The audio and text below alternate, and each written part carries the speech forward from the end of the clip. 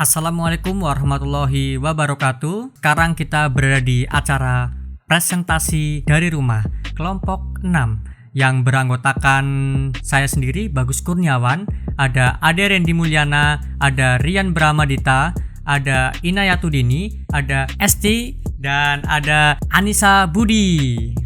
Oke, langsung aja kita masuk ke materinya yang akan disampaikan oleh Anissa Budi.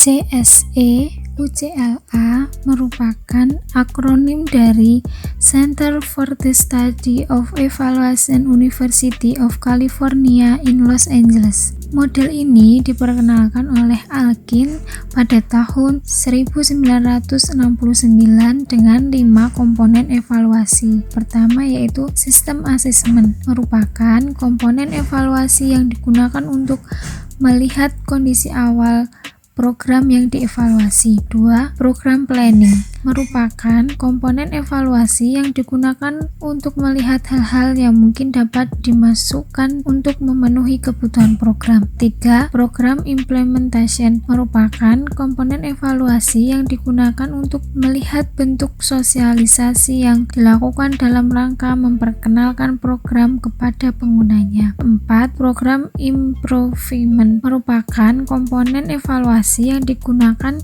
untuk melihat gambaran tentang kinerja atau fungsi program tersebut. Dan yang kelima, program certification merupakan komponen evaluasi yang digunakan untuk melihat gambaran tentang kebermanfaat dan nilai program tersebut.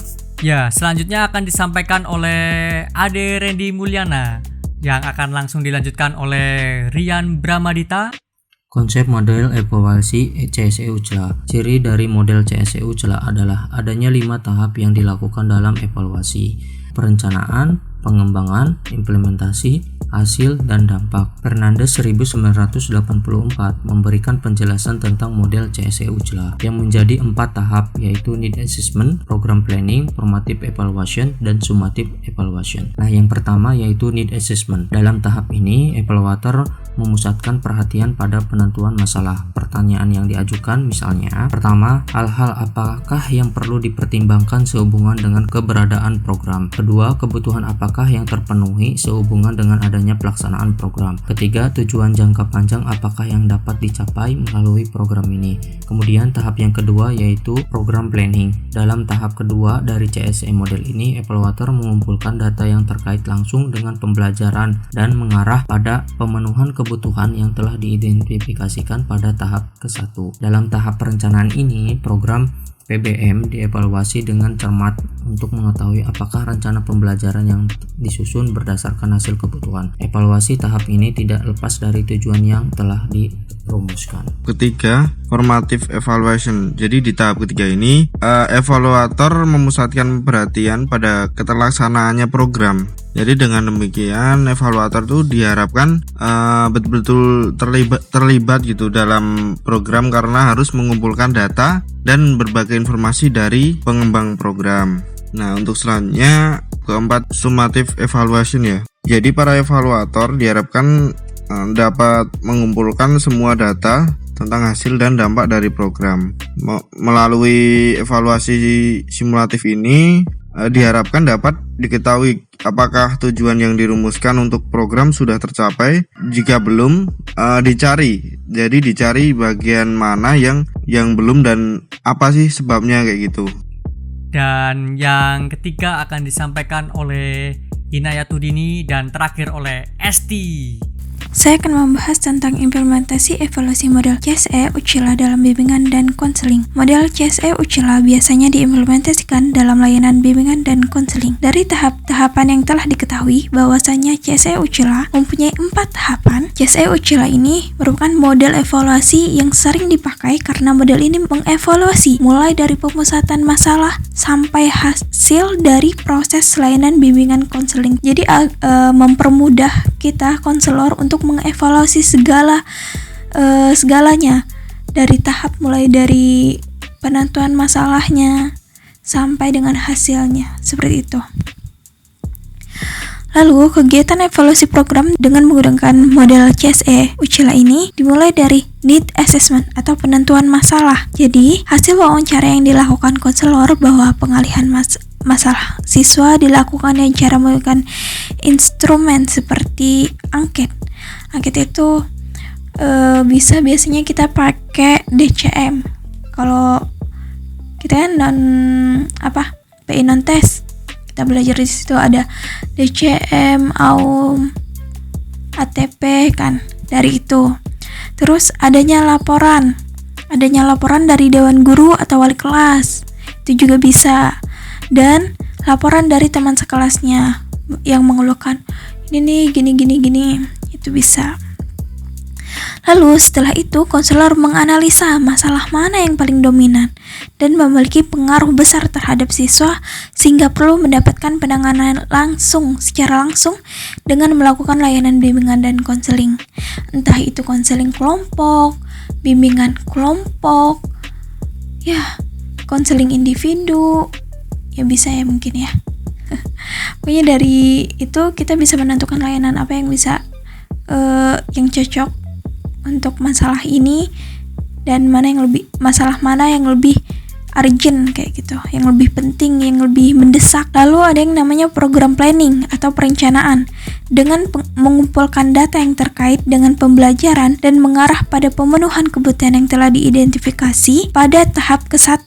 Dalam tahap perencanaan ini, proses layanan BK dievaluasi dengan cermat untuk mengetahui apakah terencana pembelajaran telah disusun berdasarkan hasil analisa kebutuhan. Setelah memproses data tentang permasalahan siswa, maka dilakukan analisis dan ditentukan topik untuk kegiatan konseling kelompok atau bimbingan kelompok atau melakukan layanan BK lainnya, kayak gitu. Lalu konselor akan membentuk kelompok yang beranggotakan siswa-siswa yang memiliki masalah yang sama seperti yang sudah ditentukan pada tahap pertama.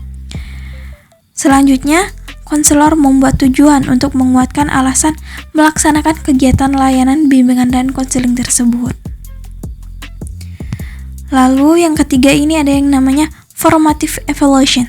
Dengan membuat rencana pelaksanaan layanan bimbingan dan konseling. Selanjutnya, melakukan layanan BK, layanan bimbingan dan konseling. Evaluator memusatkan perhatian pada keterlaksanaan programnya. Lalu, evaluator diharapkan betul-betul terlibat dalam program karena harus mengumpulkan data dan berbagai informasi dari perkembangan program. Jadi, yang berpusat itu adalah saat kita melakukan programnya itu, keterlaksanaan programnya, apakah sudah terlaksana atau belum, seperti itu. Lalu, yang terakhir adalah summative evaluation. Tahap ini disebut dengan tahap pasca layanan. Konselor mengevaluasi hasil dari layanan BK yang telah dilaksanakan. Adapun evaluasi dilakukan untuk mengetahui kendala selama proses layanan BK tersebut. Jadi seperti yang sudah saya katakan, di implementasi ini kita mengetahui dengan menggunakan model CSE UCILA, kita mengetahui dari awal sampai akhir. Kita dapat mengevaluasi dari pengumpulan datanya, dari menentukan masalahnya, sampai dengan hasilnya. Seperti itu ya teman-teman. Semoga bermanfaat. Baik, selanjutnya mengenai kekurangan dan kelebihan. Kekurangan terdapat 5. Yang pertama, guru sebagai tolak ukur keberhasilan diukur menurut guru, bukan menurut kurikulum. Kedua, memperbaiki dan mengembangkan program. Ketiga, tidak bisa secara tegas menunjukkan apakah program sukses atau efektif. Keempat, menyajikan informasi yang berkaitan dengan pengambilan keputusan. Yang terakhir, memberikan umpan balik untuk menyusun program yang berkelanjutan. Kelebihan terdapat 2. Pertama, menekankan evaluasi yang komprehensif dengan langkah-langkah yang sistematis. Yang kedua, menyediakan feedback dalam pengembangan program, di mana pandangan evaluator mungkin tidak sejalan dengan pandangan pengambilan keputusan tentang langkah-langkah penyusunan program dan komponen-komponen program. Fokus evaluasi juga sangat ditekankan pada hasil program. Ya, mungkin itu saja yang bisa kami sampaikan dari kelompok 6. Kurang lebihnya mohon maaf. Dan jangan lupa apabila ada pertanyaan, apabila ada yang kurang jelas, silahkan komentar di bawah ini. Dan sekian, jangan lupa like dan subscribe. Terima kasih. Wassalamualaikum warahmatullahi wabarakatuh.